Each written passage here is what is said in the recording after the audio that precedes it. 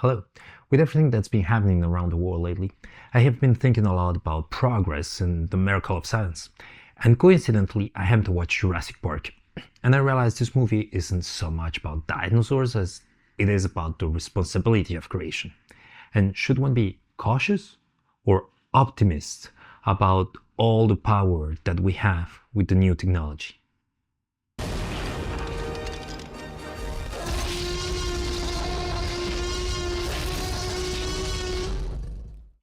Let's see how it is presented. When the characters see the first dinosaur that they encounter, the music is almost religious. And this Jurassic Park is not presented as a park. It is more like a temple where the death has been conquered. And even the words of John Hammond are like the ones of a prophet. Welcome to Jurassic Park. It is literally a sanctuary. And here we see that more than power, the dream of humanity is resurrection. And John Hammond is very proud of himself. He keeps saying, I spared no expense. I spared no expense. But there's one thing that John Hammond didn't question. He believes that he can control his creation. He believes that it is a system and that by cracking the code of the system, he can simply control it. And I think that beyond the fact that he wants to control it, the error here is treating nature as a part of technology. Everything starts going wrong when the character Nedry decides to turn off the security measures because he wants to steal the embryos. And it is at this point where Hammond is about to lose what he values the most, his grandchildren's life. See, the problem isn't that he can control life, or that technology wasn't enough to keep the dinosaurs under control. The problem is that he was dependent on the knowledge that he himself didn't master.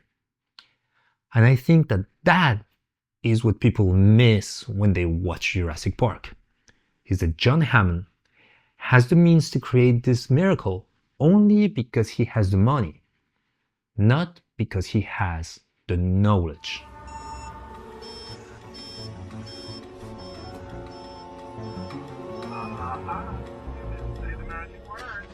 Please! God damn it!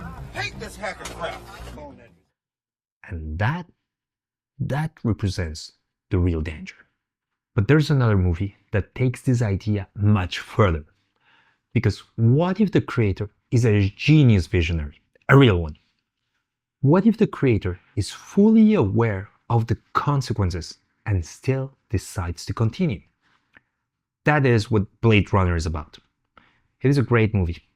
It might be boring for some, but I am definitively a big fan of the visuals. So Blade Runner, for those who haven't seen it, is the story of Detective Deckard, who has been hired to retire the so-called replicants. And replicants are robots that have been created by a corporation directed by a genius called Tyrell. And they have to be eliminated because they are much stronger than humans, so they usually are used as slaves in other planets, and therefore they are dangerous on Earth. But the replicants are not animals. They are subjects. They remember, they feel, and they are afraid to die. And even one of them comes to look at his creator Tyrell, and he says, I want more life, Father. And even though he says that in a menacing way, it's not a menace, it's a prayer. And the movie explores deeply the consequences of a conscious creation and the relationship between creator and creation at many levels. Ultimately, I believe that this movie proposes that the replicants, realizing how impotent they are in front of death, they get angry at their creator.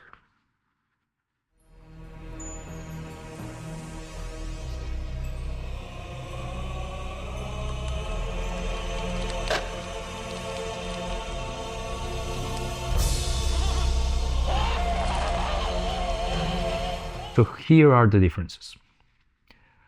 In Jurassic Park, the fear is to lose control of nature.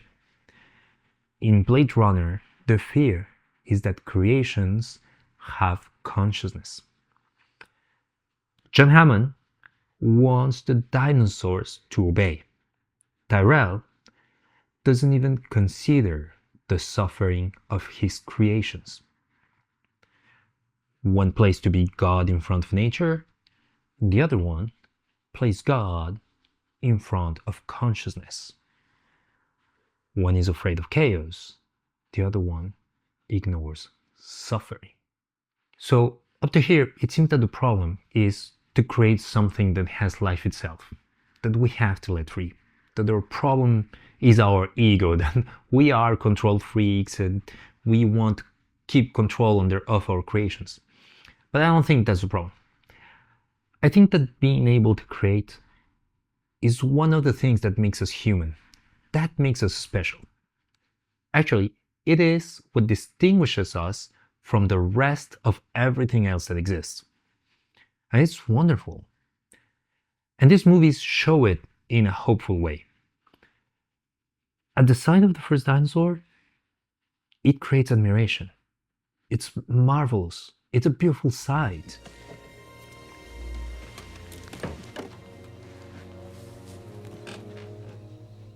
And in Blade Runner, by the end of the movie, the replicant shows compassion.